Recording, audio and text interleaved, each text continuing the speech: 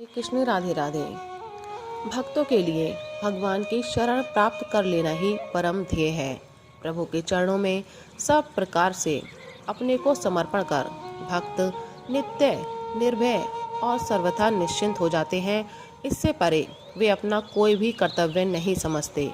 वे भगवान के हाथ का यंत्र बनकर संसार में निष्प्रय और निर्द्वंद होकर विचरा करते हैं।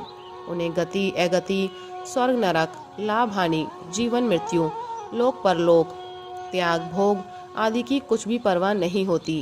वे किसी बात की चिंता और किसी अन्य विषय का मुख्य रूप से कभी चिंतन नहीं करते।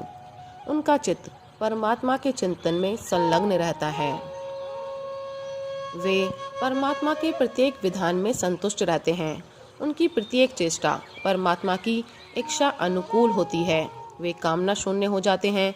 उनका मन परमात्मा के मन में और उनकी बुद्धि परमात्मा की बुद्धि में विलीन हो जाती है। इस स्थिति को मनुष्य अपने पुरुषार्थ या साधन के बल से कभी नहीं पा सकता। मन वाणी की समस्त क्रियाएं परमात्मा की इच्छा के अनुकूल करने की चेष्टा प्राणपण से करते रहने पर भी शरणागति का साधक उन क्रियाओं का आश्रय नहीं लेता।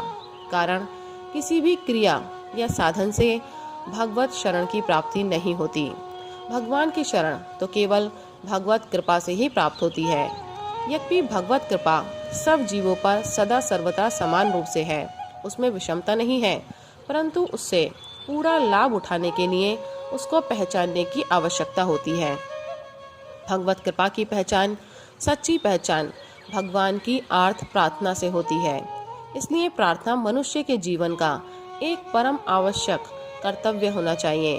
प्रार्थना से बड़े बड़े असाध्य कार्य साध्य बन जाते हैं। सारी कठिनाइयाँ आसानी से दूर हो जाती हैं। भगवान ने स्वयं घोषणा की है, मुझ में चित्त लगाने पर मेरी कृपा से सारी कठिनाइयों से तू आप ही तर जाएगा।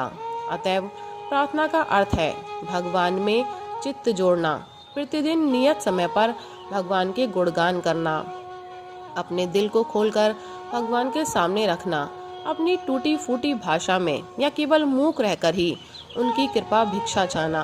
प्रार्थना में सबसे अधिक आवश्यकता है सच्चे और साफ दिल की। इसमें दंभ को बिल्कुल ही स्थान नहीं है। दंभहीन चित्त से की हुई आर्त प्रार्थना का उत्तर बहुत ही शीघ्र मिलता है। जिन्हें सुंदर श्लोक या पद न आते हों, उन्हें प्रार्थना के लिए उनकी आवश्यकता नहीं है। परमात्मा के सामने मनुष्य मात्र अपनी भाषा में अपना भाव प्रकट कर सकते हैं। संत भक्तों के या सत शास्त्रों के करुणोत्पादक श्लोक और भजन याद हों तथा सुरीले स्वरों से तच्चित होकर गाएं तो उनसे भी बहुत लाभ होता है। 1 घंटे की प्रार्थना में साधारणतः 4 भाग किए जा सकते हैं। 15 मिनट स्तुति ज्ञान, श्लोक पद आदि, 15 मिनट ध्यान, 15 मिनट अपनी भाषा में अपने मन की बात भगवान के प्रति कहना और उनकी कृपा भिक्षा चाहना या केवल मूक रहकर मन ही मन प्रार्थना करना, 15 मिनट नाम कीर्तन करना या गीता, भागवत, रामायण आदि के किसी करुणोत्पादक प्रसंग को पढ़ना। प्रार्थना का समय और स्थान जहाँ तक हो एक नियत होना चाहिए।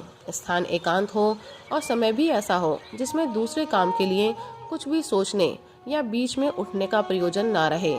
सुविधा हो तो एकांत में आधी रात के बाद का समय अच्छा रहता है। प्रार्थना के समय चित्त में सरलता और आर्तता अवश्य रहनी चाहिए।